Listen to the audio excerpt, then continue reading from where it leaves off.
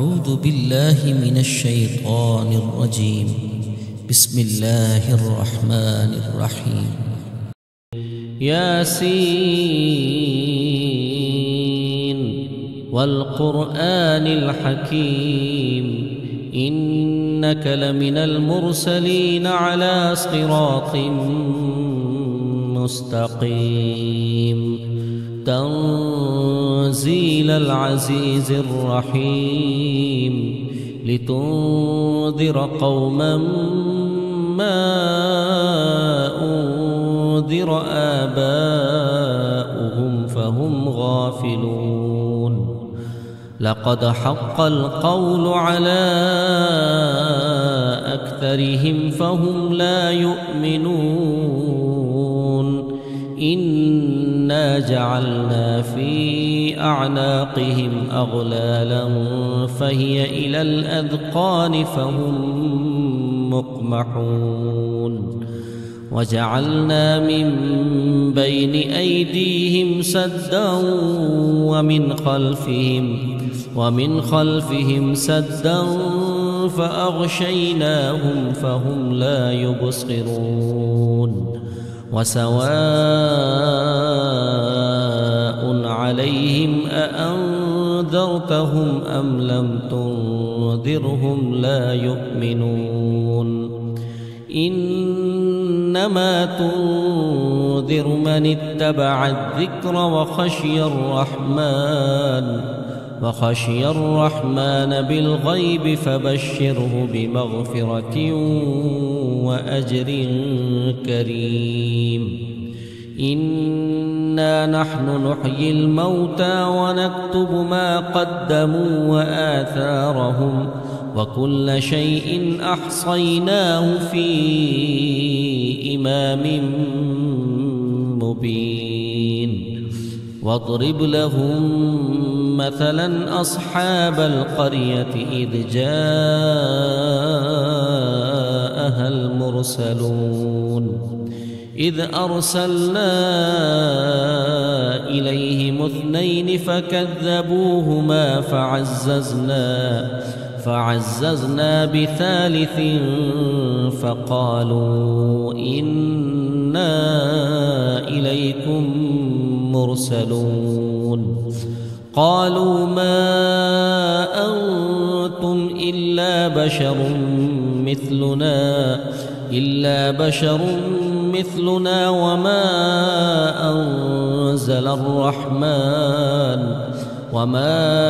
أنزل الرحمن من شيء إن أنتم إلا تكذبون. قالوا ربنا يعلم إنا إليكم لمرسلون وما علينا إلا البلاغ المبين. قالوا إنا تطيرنا بكم لئن لم تنتهوا لنرجمنكم وليمسنكم منا عذاب أليم. قالوا طائركم معكم أئن ذكرتم بل أنتم قوم مسرفون. وجاء من أقصى المدينة رجل يسعى قال يا قوم اتبعوا المرسلين اتبعوا من لا يسألكم أجرا وهم مهتدون. وما لي لا أعبد الذي فطرني وإليه ترجعون. أأتخذ من دونه آلهة إن يردني الرحمن بضر لا تغن عني شفاعتهم شيئا ولا ينقذون. إني إذا لفي ضلال مبين. إني آمنت بربكم فاسمعون قيل ادخل الجنة قال يا ليت قومي يعلمون بما غفر لي ربي وجعلني من المكرمين وما أنزلنا على قومه من بعده من جند من السماء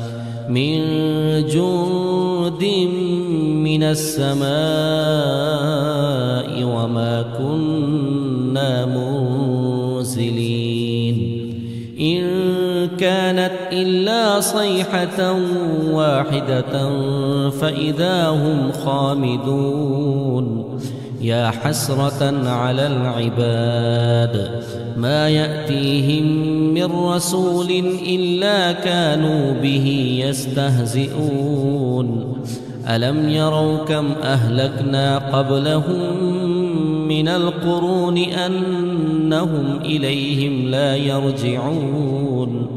وإن كل لما جميع لدينا محضرون وآية لهم الأرض الميتة أحييناها وأخرجنا منها حبا فمنه يأكلون وجعلنا فيها جنات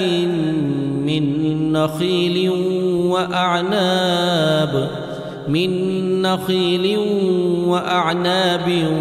وفجرنا فيها من العيون ليأكلوا من ثمره وما عملته أيديهم أفلا يشكرون سبحان الذي خلق الأزواج كلها مما تنبت الأرض ومن أنفسهم ومما لا يعلمون وآية لهم الليل نسلخ منه النهار فإذا هم مظلمون والشمس تجري لمستقر لها ذلك تقدير العزيز العليم والقمر قدرناه منازل حتى عاد كالعرجون القديم لا الشمس ينبغي لها أن تدرك القمر ولا الليل سابق النهار وكل في فلك يسبحون وآية لهم أنا حملنا ذريتهم في الفلك المشحون وخلقنا لهم من مثله ما يركبون وإن نشأ نغرقهم فلا صريخ لهم ولا هم ينقذون إلا رحمة منا ومتاعا إلى حين وإذا قيل لهم اتقوا ما بين أيديكم وما خلفكم لعلكم ترحمون وما تأتيهم من آية من آيات ربهم إلا كانوا عنها معرضين وإذا قيل لهم أنفقوا مما رزقكم الله قال الذين كفروا للذين آمنوا أنطعم من لو يشاء الله أطعمه إن أنتم إلا في ضلال مبين ويقولون متى هذا الوعد إن كنتم صادقين ما ينظرون إلا صيحة واحدة تأخذهم وهم يخصمون فلا يستطيعون توصية ولا إلى أهلهم يرجعون ونفخ في الصور فإذا هم من الأجداث إلى ربهم ينسلون قالوا يا ويلنا من بعثنا من مرقدنا هذا ما وعد الرحمن وصدق المرسلون إن كانت إلا صيحة واحدة فإذا هم جميع لدينا محضرون فاليوم لا تظلم نفس شيئا ولا تجزون إلا ما كنتم تعملون إن أصحاب الجنة اليوم في شغل فاكهون هم وأزواجهم في ظلال على الأرائك متكئون لهم فيها فاكهة ولهم ما يدعون سلام قولا من رب رحيم وامتازوا اليوم أيها المجرمون ألم أعهد إليكم يا بني آدم ألا تعبدوا الشيطان إنه لكم عدو مبين وأن اعبدوني هذا صراط مستقيم ولقد أضل منكم جبلا كثيرا أفلم تكونوا تعقلون هذه جهنم التي كنتم توعدون اصلوها اليوم بما كنتم تكفرون اليوم نختم على أفواههم وتكلمنا أيديهم وتشهد أرجلهم بما كانوا يكسبون ولو نشاء لطمسنا على أعينهم فاستبقوا الصراط فأنى يبصرون ولو نشاء لمسخناهم على مكانتهم فما استطاعوا مضيا ولا يرجعون ومن نعمره ننكسه في الخلق أفلا يعقلون وما علمناه الشعر وما ينبغي له إن هو إلا ذكر وقرآن مبين لينذر من كان حيا ويحق القول على الكافرين أولم يروا أنا خلقنا لهم مما عملت أيدينا أنعاما فهم لها مالكون وذللناها لهم فمنها ركوبهم ومنها يأكلون ولهم فيها منافع ومشارب أفلا يشكرون واتخذوا من دون الله آلهة لعلهم ينصرون لا يستطيعون نصرهم وهم لهم جند محضرون فلا يحزنك قولهم إنا نعلم ما يسرون وما يعلنون أولم ير الإنسان أنا خلقناه من نطفة فإذا هو خصيم مبين وضرب لنا مثلا ونسي خلقه قال من يحيي العظام وهي رميم قل يحييها الذي أنشأها أول مرة وهو بكل خلق عليم الذي جعل لكم من الشجر الأخضر نارا فإذا أنتم منه توقدون أوليس الذي خلق السماوات والأرض بقادر على أن يخلق مثلهم بلى وهو الخلاق العليم إنما أمره إذا أراد شيئا أن يقول له كن فيكون فسبحان الذي بيده ملكوت كل شيء وإليه ترجعون.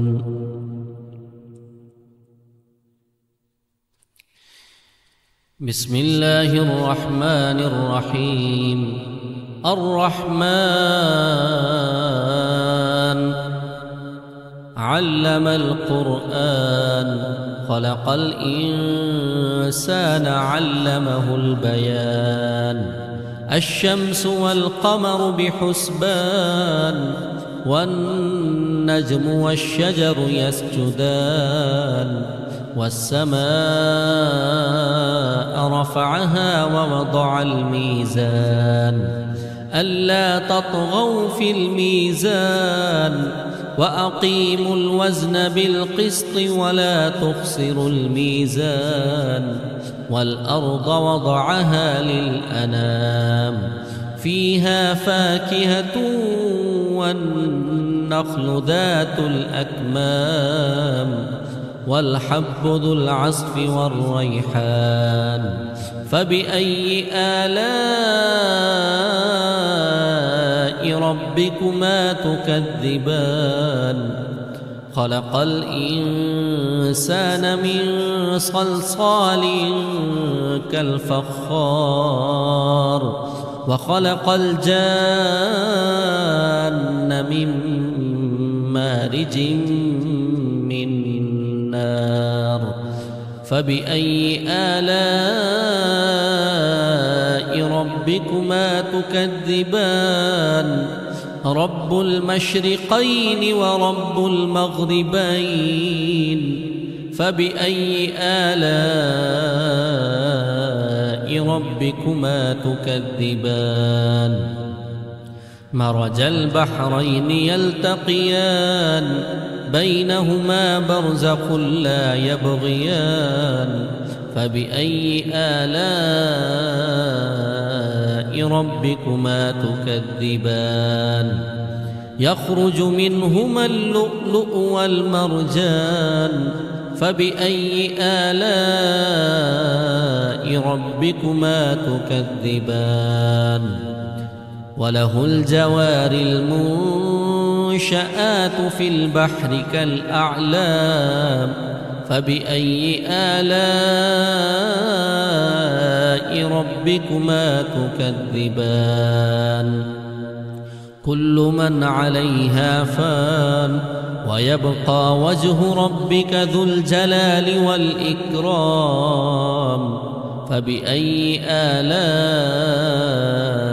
ربكما تكذبان يسأله من في السماوات والأرض كل يوم هو في شأن فبأي آلاء ربكما تكذبان سنفرغ لكم أيها الثقلان فبأي آلاء ربكما تكذبان يا معشر الجن والإنس إن استطعتم أن تنفذوا من أقطار السماوات والأرض فانفذوا لا تنفذون إلا بسلطان فبأي آلاء ربكما تكذبان يرسل عليكما شواظ من نار ونحاس فلا تنتصران فبأي آلاء ربكما تكذبان فإذا انشقت السماء فكانت وردة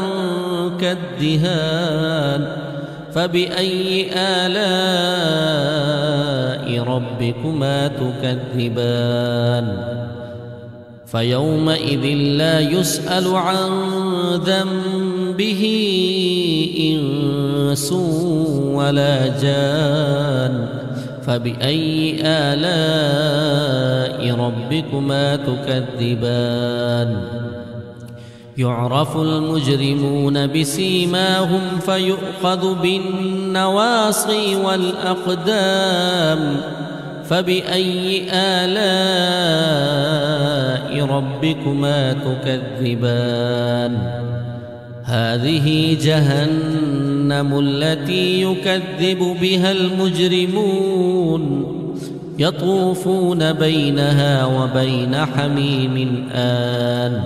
فبأي آلاء ربكما تكذبان ولمن خاف مقام ربه جنتان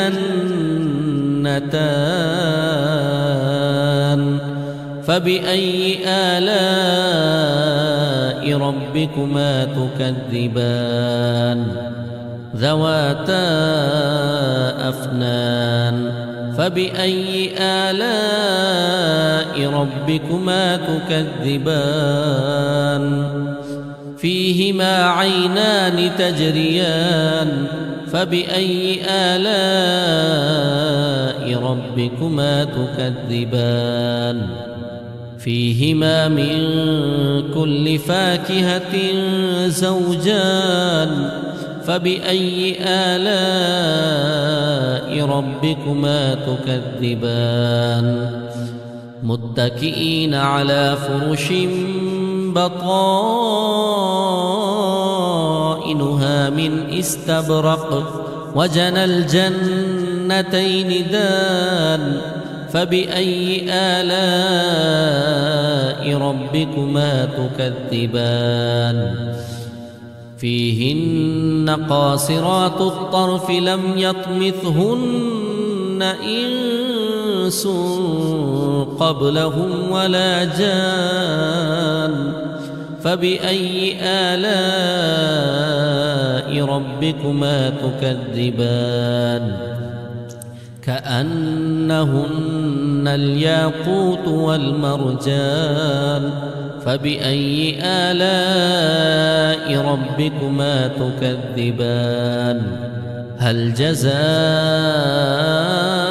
الإحسان إلا الإحسان فبأي آلاء ربكما تكذبان ومن دونهما جنتان فبأي آلاء ربكما تكذبان مدهامتان فبأي آلاء ربكما تكذبان فيهما عينان نضاختان فبأي آلاء ربكما تكذبان فيهما فاكهة ونخل ورمان فبأي آلاء ربكما تكذبان فيهن خيرات حسان فبأي آلاء ربكما تكذبان حور مقصورات في الخيام فبأي آلاء ربكما تكذبان لم يطمثهن إنس قبلهم ولا جان فبأي آلاء ربكما تكذبان متكئين على رفرف خضر وعبقري حسان فبأي آلاء ربكما تكذبان تبارك اسم ربك ذي الجلال والإكرام. بسم الله الرحمن الرحيم. إذا وقعت الواقعة ليس لوقعتها كاذبة خافضة رافعة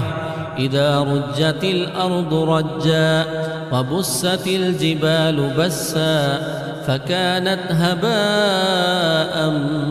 منبثا وكنتم أزواجا ثلاثة فأصحاب الميمنة ما أصحاب الميمنة وأصحاب المشأمة ما أصحاب المشأمة والسابقون السابقون أولئك المقربون في جنات النعيم ثلة من الأولين وقليل من الآخرين على سرر موضونة متكئين عليها متقابلين يطوف عليهم ولدان مخلدون بأكواب وأباريق وكأس من معين لا يصدعون عنها ولا ينزفون وفاكهة مما يتخيرون ولحم طير مما يشتهون وحور عين كأمثال اللؤلؤ المكنون جزاء بما كانوا يعملون لا يسمعون فيها لغوا ولا تأثيما إلا قيلا سلاما سلاما وأصحاب اليمين ما أصحاب اليمين في سدر مخضود وطلح منضود وظل ممدود وماء مسكوب وفاكهة كثيرة لا مقطوعة ولا ممنوعة وفرش مرفوعة إنا أنشأناهن إن شاء فجعلناهن أبكارا عربا أترابا لأصحاب اليمين ثلة من الأولين وثلة من الآخرين وأصحاب الشمال ما أصحاب الشمال في سموم وحميم وظل من يحموم لا بارد ولا كريم إنهم كانوا قبل ذلك مترفين وكانوا يصرون على الحنث العظيم وكانوا يقولون أإذا متنا وكنا ترابا وعظاما أإنا لمبعوثون أو آباؤنا الأولون قل إن الأولين والآخرين لمجموعون إلى ميقات يوم معلوم ثم إنكم أيها الضالون المكذبون لآكلون من شجر من زقوم فمالئون منها البطون فشاربون عليه من الحميم فشاربون شرب الهيم هذا نزلهم يوم الدين نحن خلقناكم فلولا تصدقون أفرأيتم ما تمنون أأنتم تخلقونه أم نحن الخالقون نحن قدرنا بينكم الموت وما نحن بمسبوقين على أن نبدل أمثالكم وننشئكم فيما لا تعلمون ولقد علمتم النشأة الأولى فلولا تذكرون أفرأيتم ما تحرثون أأنتم تزرعونه أم نحن الزارعون لو نشاء لجعلناه حطاما فظلتم تفكهون إنا لمغرمون بل نحن محرومون أفرأيتم الماء الذي تشربون أأنتم أنزلتموه من المزن أم نحن المنزلون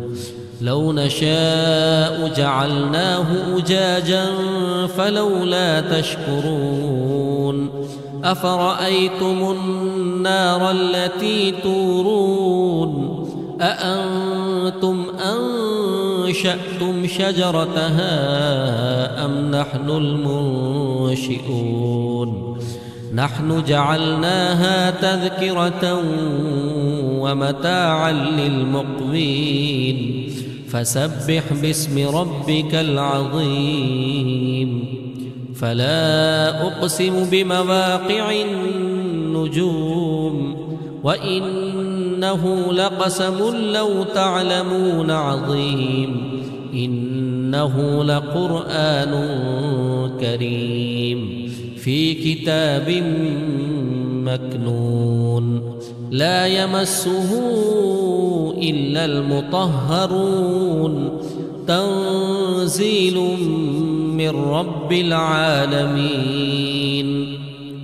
أفبهذا الحديث أنتم مدهنون وتجعلون رزقكم أنكم تكذبون فلولا إذا بلغت الحلقوم وأنتم حينئذ تنظرون ونحن أقرب إليه منكم ولكن لا تبصرون فلولا إن كنتم غير مدينين ترجعونها إن كنتم صادقين فأما إن كان من المقربين فروح وريحان وجنة نعيم وأما إن كان من أصحاب اليمين فسلام لك من أصحاب اليمين وأما إن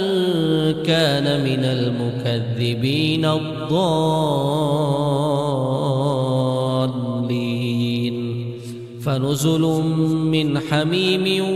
وتصلية جحيم إن هذا لهو حق اليقين فسبح باسم ربك العظيم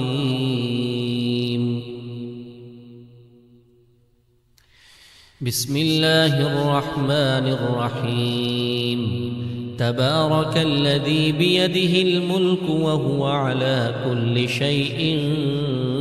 قدير الذي خلق الموت والحياة ليبلوكم أيكم أحسن عملا وهو العزيز الغفور الذي خلق 7 سماوات طباقا ما ترى في خلق الرحمن من تفاوت فارجع البصر هل ترى من فطور ثم ارجع البصر كرتين ينقلب إليك البصر خاسئا وهو حسير لقد زينا السماء الدنيا بمصابيح وجعلناها رجوما للشياطين وأعتدنا لهم عذاب السعير وللذين كفروا بربهم عذاب جهنم وبئس المصير إذا ألقوا فيها سمعوا لها شهيقا وهي تفور تكاد تميز من الغيظ كلما ألقي فيها فوج سألهم خزنتها ألم يأتكم نذير قالوا بلى قد جاءنا نذير فكذبنا وقلنا ما نزل الله من شيء إن أنتم إلا في ضلال كبير وقالوا لو كنا نسمع أو نعقل ما كنا في أصحاب السعير فاعترفوا بذنبهم فسحقا لأصحاب السعير إن الذين يخشون ربهم بالغيب لهم مغفرة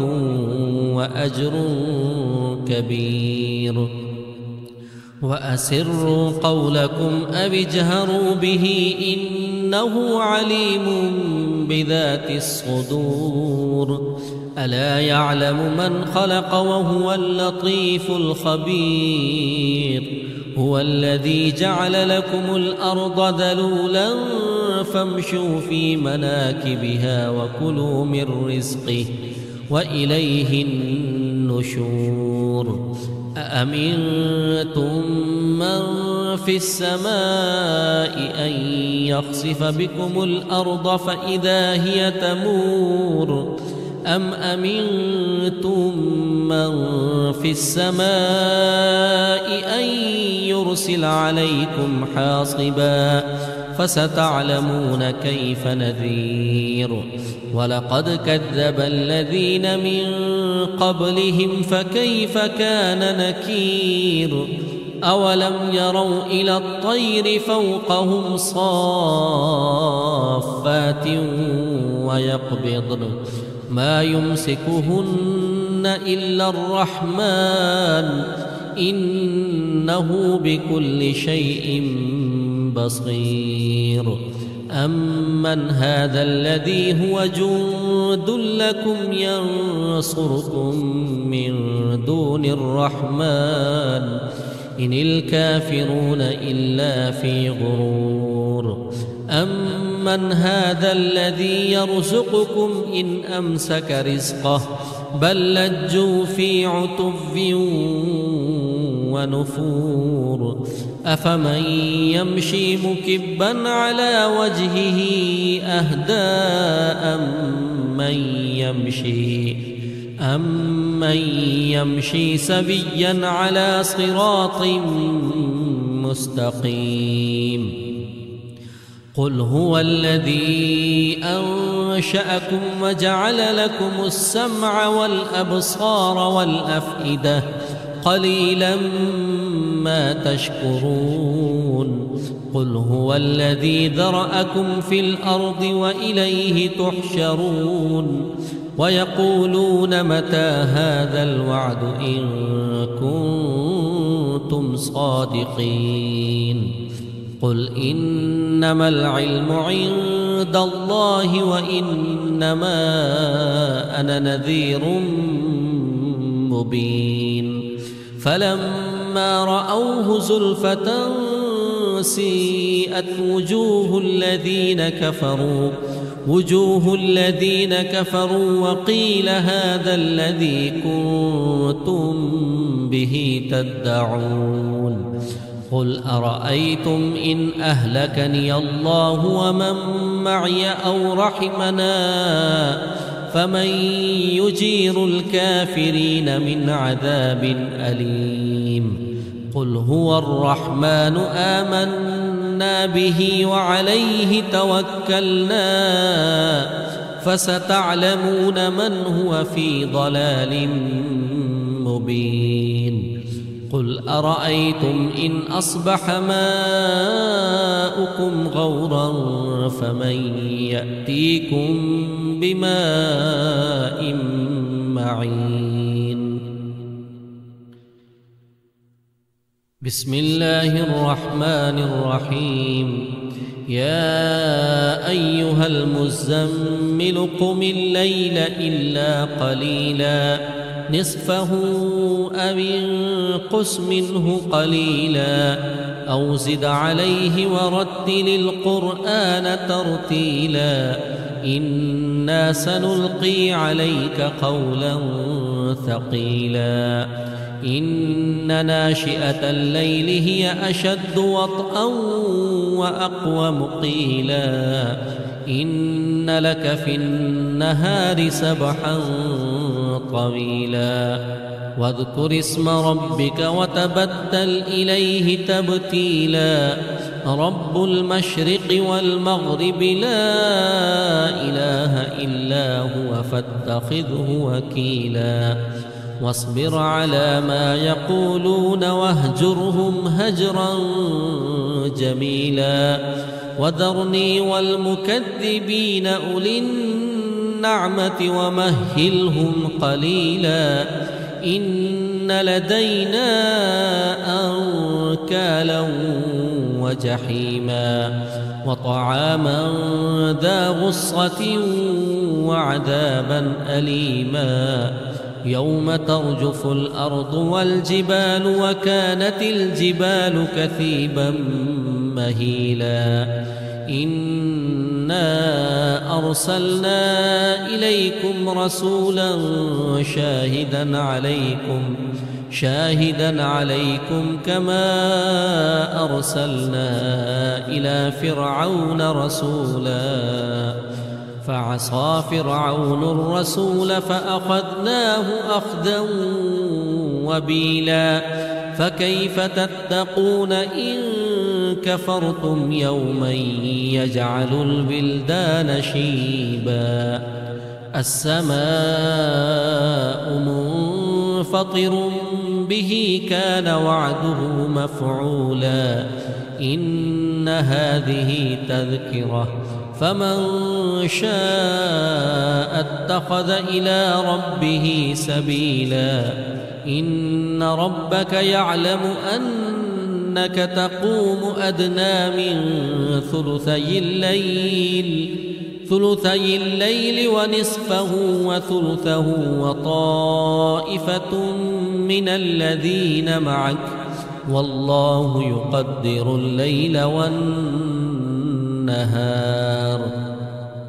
علم أن لن تحصوه فتاب عليكم فاقرؤوا ما تيسر من القرآن علم أن سيكون منكم مرضى وآخرون يضربون في الأرض يبتغون من فضل الله وآخرون يقاتلون في سبيل الله فاقرؤوا ما تيسر منه وأقيموا الصلاة وآتوا الزكاة وأقرضوا الله قرضا حسنا وما تقدموا لأنفسكم من خير تجدوه عند الله هو خيرا وأعظم أجرا واستغفروا الله إن الله غفور